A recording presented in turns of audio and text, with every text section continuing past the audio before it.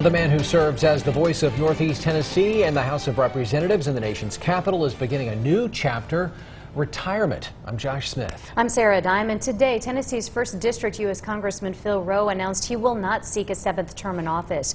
Congressman Rowe is the ranking member of the House Veterans Affairs Committee and serves as a member of the Committee on Education and the Workforce. The former Johnson City mayor first won election in 2008. Rowe, a former OB/GYN physician, was among those who lobbied for change in the Medicare wage index. That change increased Medicare reimbursement rates for area hospitals. We spoke with Congressman Rowe today shortly after he announced he would not seek re-election. It's a true blessing to do what I do, and it's a blessing to live where I live. And the first time I ran for office, I told my wife, I said, look, this is my home. I've got to live here. I'm not going to see things when I look in the mirror and I can't look back at that guy and be proud of what he did. So that's what I've tried to do and how I've tried to conduct myself. U.S. Congressman Morgan Griffith of Virginia's 9th District is one of many lawmakers responding to Congressman Rowe's retirement announcement tonight. In a statement today, Congressman Griffith said in part, Phil Rowe has been a great partner in the House of Representatives on the many matters of shared interest between East Tennessee and Southwest Virginia. Congressman Griffith said, I will miss having this friend and devoted public servant in the House when he departs.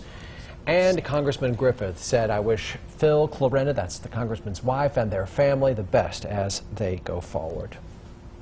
Well, now the question, who will be the next person to represent Tennessee's 1st Congressional District in Washington, D.C.? That's right. WJHL.com's digital journalist Jeff Keeling has spent the day digging into the region's really political future. Yeah, he uncovered several former lawmakers who say they will run for Dr. Phil Rowe's seat in Congress.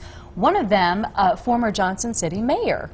That's right. Steve Darden served on the City Commission with Phil Rowe and actually filled out the last half of Phil's last term when he went to Congress. And Steve Darden has said that he does plan to run, and he hasn't had time to form a team around him yet because he didn't know that Congressman Rowe was going to retire. But he said he's a problem solver, and he believes that he can go to Washington and help solve real problems, and that he can work with people regardless of the view that they have.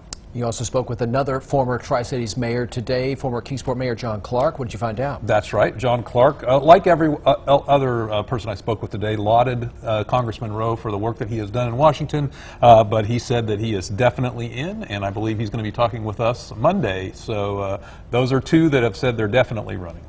You also spoke with several current state political figures who said that they may be interested in running for this seat.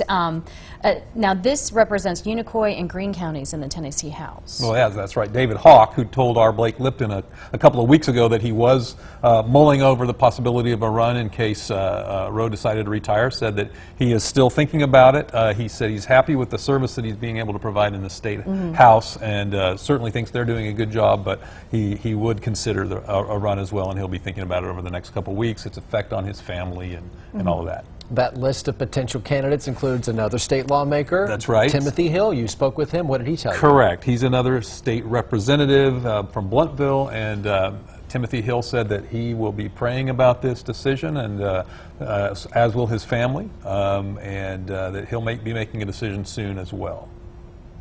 A lawmaker from Bristol could also be a potential candidate, you say? Yes, that's right. State Senator John Lundberg, who was a state representative for 5 terms before replacing Ron Ramsey when Ramsey retired in the Senate, will also be considering a run. So we just discussed 5 potential candidates. The last time a sitting 1st District Congressman retired, it was in 2006. 13 candidates joined the fray in the Republican primary. The top 4 vote getters were separated by just 5%. Bottom line, expect more candidates to throw their hats in the ring. You can hear from those candidates that we discussed and learn more about that closed 2006 primary in a WJHL.com report that is online now.